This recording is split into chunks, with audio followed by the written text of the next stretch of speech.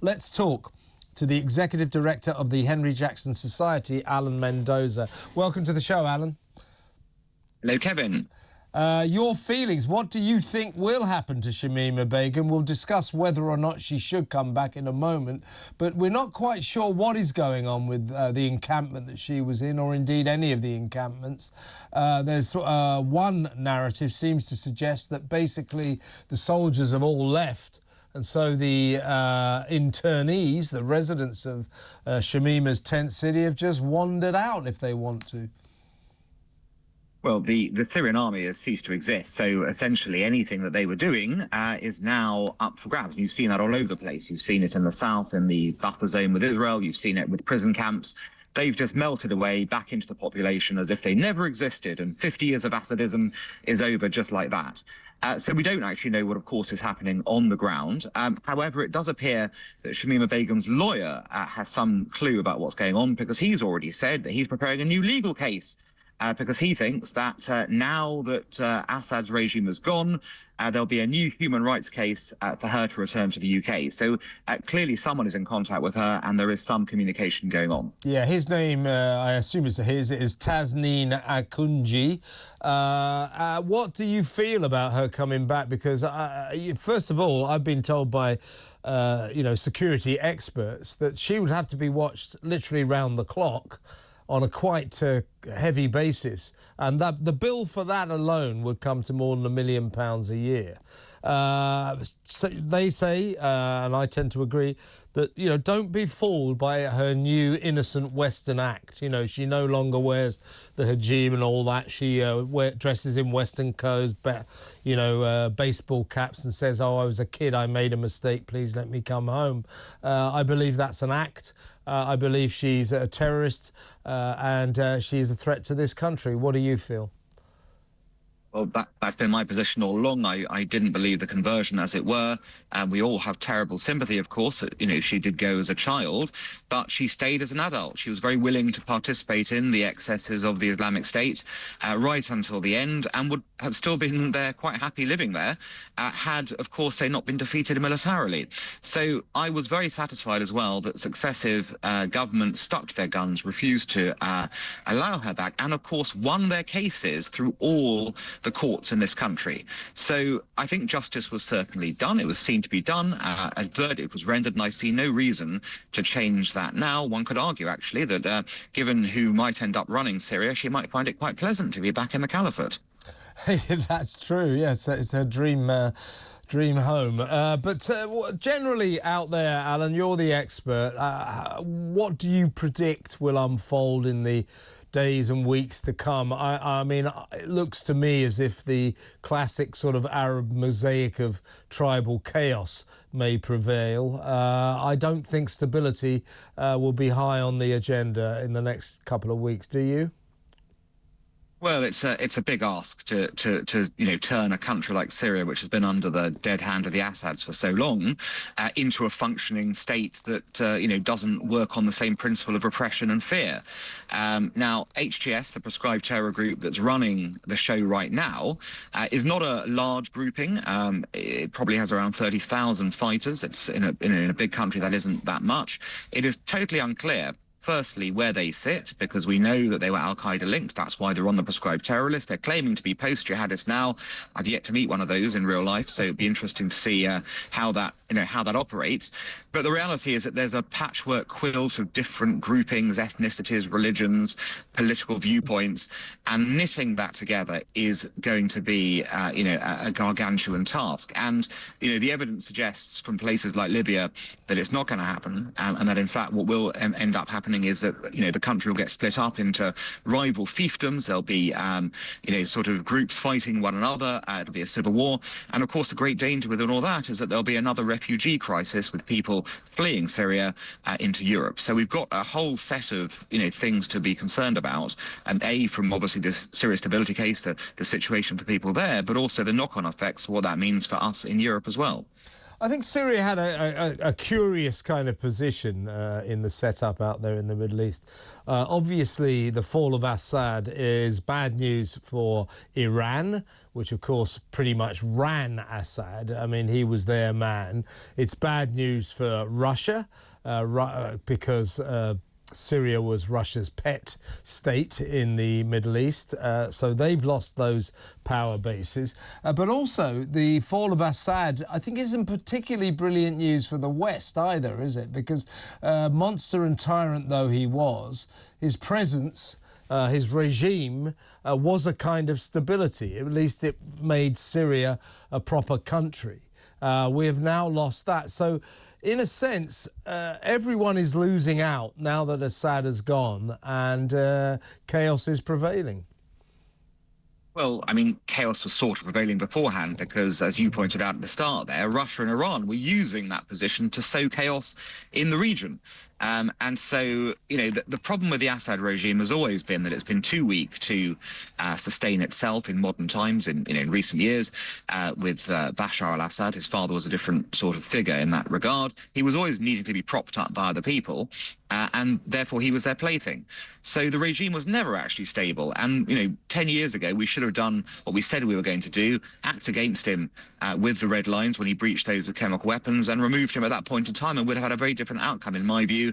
Because I think the contrary case has been seen by what's happened since. So it's in a bad way. Of course, we have kind of concerns about what happens next. But I don't think any of us shed any tears for this brutal, horrific regime. And it does weaken on a geopolitical scale. It does weaken Iran, which now has lost yet another part of its proxy regimes in the region. It is truly sitting there naked, ready to be taken out itself.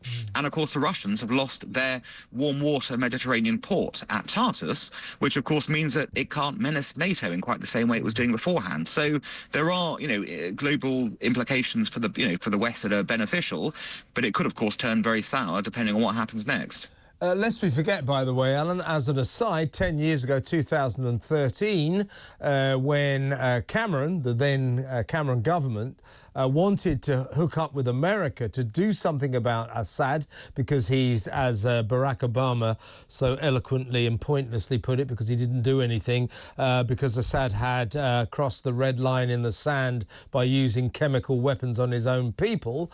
I don't usually agree with intervention, but I do think that sort of thing ought to be stopped.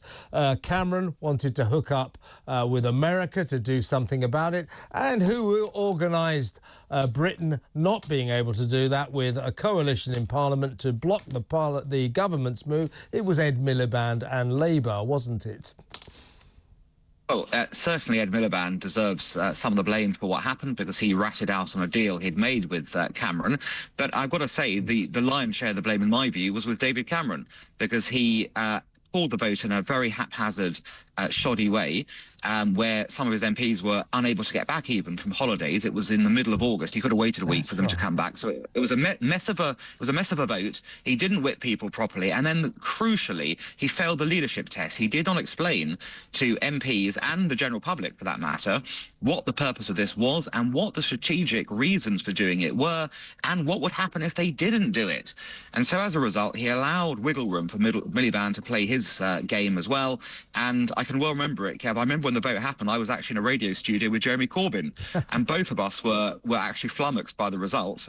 Him pleasantly so, me unpleasantly so. But it was an extraordinary moment because Cameron blew it. And then, people say Britain doesn't matter in the world. There was never a greater example, actually, in recent times of Britain mattering, because Obama took that straight away and said, well, David Cameron's failed to get it over. I'm not going to do it either. It's all over. And as a result, we had Assad being able to run roughshod, and the whole civil war became a bloodthirsty, crazy situation, and ISIS was able to rise as a result as well. So, there are some pretty big questions to be asked about the people at that time and what they did. We missed our moment, definitely. Now, just the last point, Alan.